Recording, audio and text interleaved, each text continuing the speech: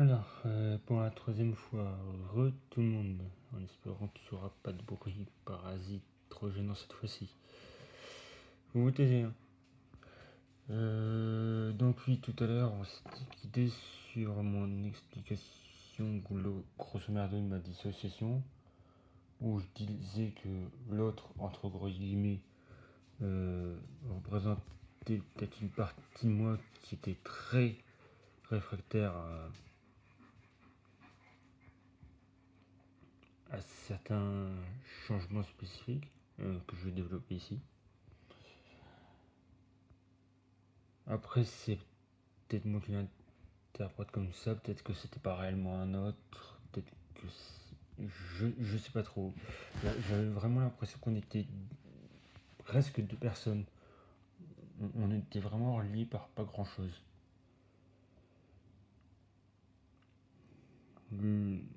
Celui que j'appelle là tout de suite l'autre se chargeait grosso merdo de parler à tout le monde. S'il devait y avoir des contacts avec des personnes, c'était l'autre qui s'en chargeait. C'était pas moi. Moi, j'étais qu'avec 2-3 personnes. Ouais. Je parlais avec 3. Je pense pas avoir parlé à plus de 3 personnes. Pendant la période où l'autre était encore là. Après, je sais pas, ça a dû se terminer vers le début de mon année terminale. Je crois qu'en juillet-août, avant mon entrée en terminale, il y a eu plus d'acceptation, mais à côté de ça, ça s'est transformé en cycle. Alors je dirais des cycles de déprime, pour pas voler leur place aux dépressifs, mais des cycles assez violents.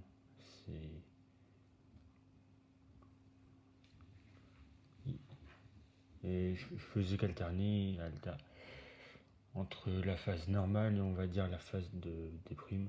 C'était très chiant. Bon, là ça va un peu mieux. Puis cette année, j'ai dû avoir 4-5 cycles. Non, mais j'ai eu 4-5 cycles seulement. Ça passe. Bon, ce qui est un peu con, c'est qu'il y en a un qui s'est déclenché hier, mais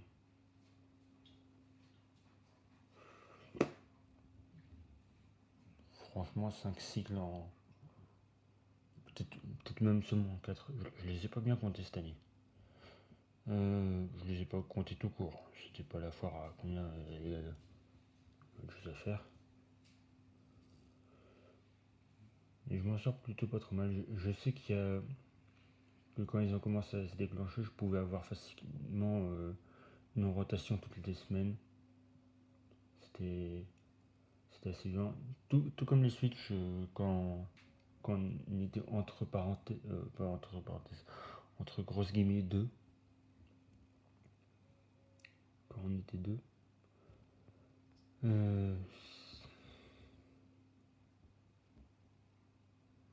Quand les switches étaient vraiment pas agréables.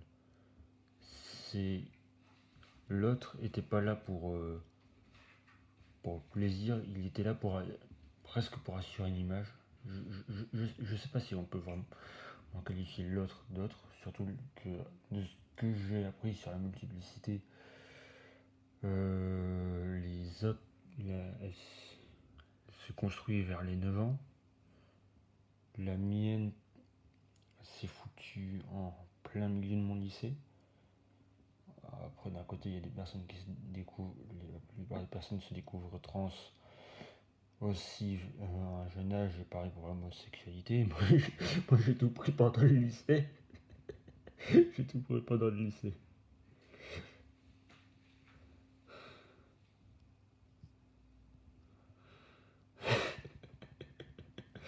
Bref.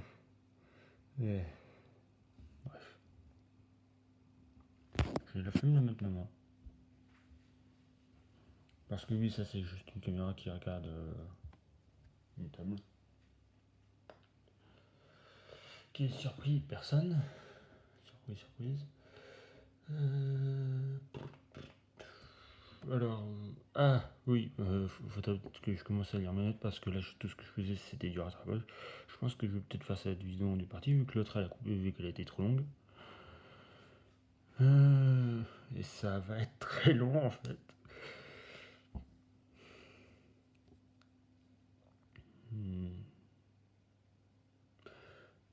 J'aime Marie et j'aime Jésus. C'était plus facile à dire que ce que je pensais. Par contre, le truc c'est que je ne suis pas chrétienne. Je ne suis pas chrétienne, je suis athée. Toi, tu te tais. Je veux pas t'entendre gueuler.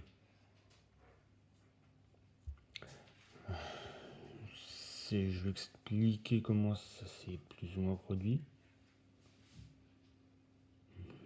J'ai été éduqué entre grosses guillemets chrétiennes. Franchement, c'était très léger. Vers 9 ans, un petit peu après, j'ai apostasié parce que je me suis rendu compte que je ne croyais pas, je m'en foutais en fait. Je suis rentré dans des trucs un peu cons, on va dire. En sixième, alors que j'étais en... Ah non, ça allait encore. J'ai eu un rêve de Marie qui me prenait dans ses bras. Et je la laissais faire. Et même pire que ça, j'adorais. Et qu'est-ce qu'une athée Qu'est-ce qu'une athée rêve de ça? À savoir.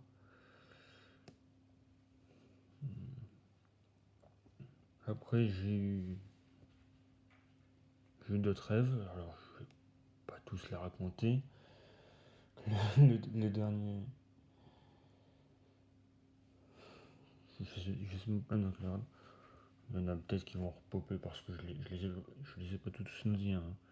Je me souviens qu'il y en a un où t'avais Marie qui se prenait avec une corde de cou en disant qu'elle était juste humaine. Il y en a eu des très courts où au début il y avait que Marie. C'était vraiment la seule que j'ai pleuré. Et petit à petit, il y a eu Jésus. Alors que je l'ai dit, je suis encore raté. Et. Alors, c'était très court, hein, lui. Je savais même pas si dans les rêves je m'incarnais moi-même ou si j'avais le rôle d'une autre personne. C'était juste des trucs du genre le voir, lui faire un câlin, des conneries du genre.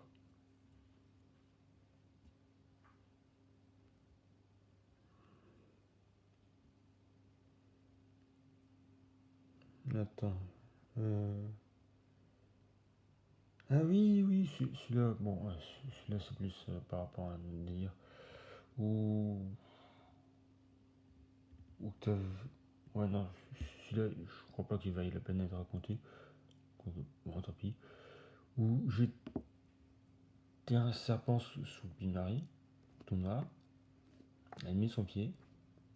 Elle prend la tête qui se transforme en enfant. Et puis c'est tout. Quand je dis un enfant, c'est un bébé. Il y a eu. Alors, je sais plus leur date. Hein. Du genre, le dernier il doit remonter à 3 semaines. Donc, oui, il n'y a pas eu de fréquence particulière. Du genre, en 5e, 4e, je pense pas avoir rêvé d'eux. Le dernier, enfin l'avant-dernier, c'était Marie qui m'amenait vers son enfant, enfin vers Jésus en forme adulte. Et le dernier, c'était Jésus qui me demandait purement et simplement de l'épouser. Et j'ai pas du tout apprécié, j'ai jamais vécu physiquement de viol, mais si j'avais un mot, si je devais utiliser un mot pour décrire ce que j'ai reçu, ce que j'ai ressenti à ce moment-là, ça aurait été ça. J'ai ressenti une forme de viol. Après, il y a aussi que j'ai. Alors, le problème, c'est que je sais pas quand est-ce que je m'invente des trucs ou quand c'est moi qui vraiment l'entends. Il y a des fois, j'ai discuté tellement avec ce que je pense être une invention de ma part, mais j'aurais dit Jésus, mais uniquement dans ma tête, genre presque comme si c'était votre propre voix, mais quelqu'un d'autre qui parlait. Mais le truc, c'est j'ai retranscrit quelques-unes de ces phrases. Attends, je vais peut-être en chercher quelques-unes. Mais genre, il y a des trucs que franchement, moi, j'aurais pas dit. Alors, voyons voir. Je les ai mis dans une boîte mail. Brouillon.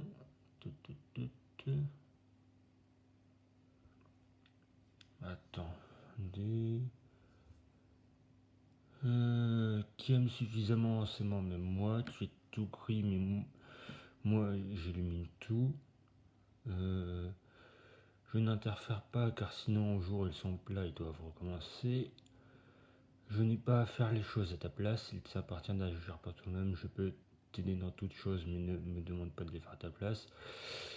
Apprends déjà à aimer les autres, on verra par la suite. Ma petite feignasse, ta science c'est le doute, ma science c'est le savoir. Il y en a eu d'autres.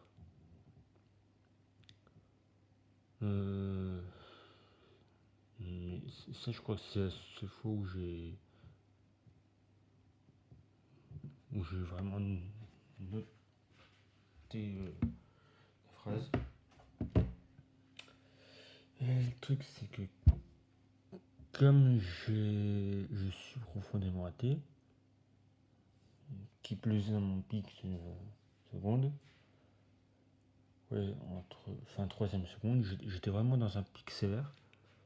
Pic sévère, c'est-à-dire le genre de petite connasse qui se croit supérieure parce qu'elle est athée, du coup elle va dans des pseudo-débats ou dire arguments contre les croyants, etc. Un petit être méprisable, mais bon. Et puis il y a aussi que j'ai construit cette carapace, cette image. Et il y a eu comme une scission de j'accepte ou j'accepte pas. Et au final, j'ai pas fait le choix. Je me suis séparé en deux. Alors, je serais incapable de vous citer une date. Parce que je suis tellement doué pour m'inventer des choses que je ne sais pas quand est-ce que je m'invente, quand est-ce qu'il y a quelque chose de réel. J'ai tout le temps douté de ce qui était réel, enfin de ce qui était réel dans ce que je viens de vous raconter. Alors, est-ce qu'il y a vraiment eu un autre?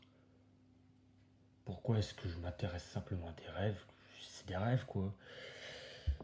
Et il y a aussi le fait que ce soit tellement récurrent. Qu'est-ce qu'une athée, qui plus est antithéiste, va faire des rêves de ces personnages-là? C'est un peu con.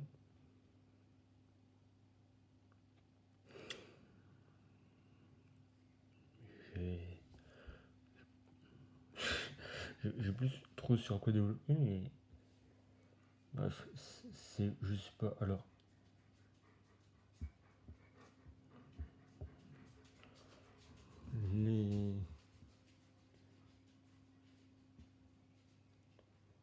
le truc, c'est que j'ai déjà voulu m'en débarrasser de cet amour que je prouvais, mais à chaque fois je me sentais vraiment malheureuse. Il y avait un truc qui me bouffait, sérieusement, et j'ai pas supporté.